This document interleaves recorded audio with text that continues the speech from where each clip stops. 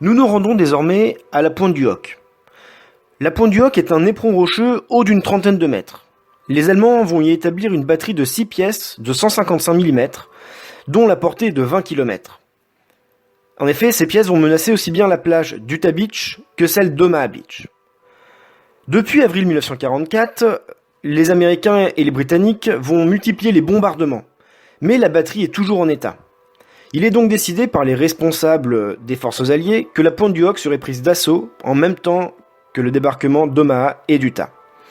Mais la hauteur de la pointe, la plage qui est quasi inexistante, et la puissance de l'ennemi obligent les Alliés à faire appel à une unité d'élite, les Rangers de l'armée des États-Unis. Ce sont 225 hommes du 2e bataillon de Rangers qui devront escalader la pointe et détruire ses canons. Le 6 juin, vers 6 heures du matin, 16 embarcations se dirigent vers la pointe du Hoc. L'approche est très difficile, il y a beaucoup de vagues, un bateau coule. Vers 6h30, enfin, la côte apparaît. Mais soudain, le commandant des Rangers, le colonel Ruder, s'aperçoit que la falaise devant lui n'est pas la bonne. En effet, en raison des courants, il est trop loin de 5 km.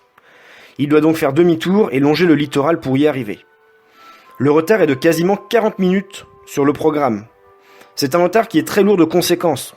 En effet, les navires de guerre ont tiré des obus depuis quasiment 2 heures sur la pointe du Hoc, mais ils s'arrêtent à partir de 6h30, c'est-à-dire à l'heure prévue du débarquement des Rangers. Quand l'assaut commence, à 7h10, les Allemands qui s'étaient mis à l'abri pendant les bombardements se sont repris et attendent de pied ferme les Rangers. C'est un assaut qui est digne du Moyen-Âge.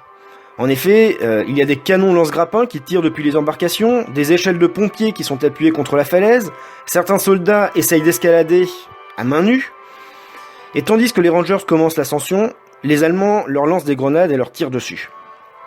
Arrivés au sommet, des combats à bout portant s'engagent entre les Américains et les Allemands, d'abord sur le bord de la falaise, puis dans les tranchées de communication et les nombreux trous d'obus. Les batteries sont conquises une à la grenade et au bazooka. Une fois que les combats se calment et que les Rangers ont pris position et ont pris les batteries, ils se rendent compte qu'ils ont combattu pour rien. En effet, dans les casemates, il n'y a rien, elles sont vides. Les canons ont été remplacés par des poteaux téléphoniques pour servir de leurre. Vers 9h du matin, une patrouille finira par découvrir les vrais canons. Ils avaient été dissimulés quelques jours plus tôt dans un chemin à 1 km de là pour éviter les bombardements et donc leur destruction. Pendant quasiment 3 jours, les Rangers vont devoir repousser les nombreuses contre-attaques allemandes. Sur les 225 hommes du départ, ils ne sont que 80 encore en état de combattre le 8 juin au matin. Tous les autres sont morts, disparus ou blessés très gravement.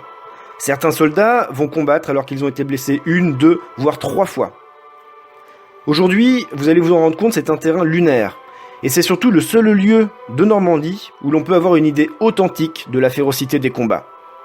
Vous allez pouvoir vous déplacer librement, voir les abris souterrains, les tranchées ou même les trous d'obus.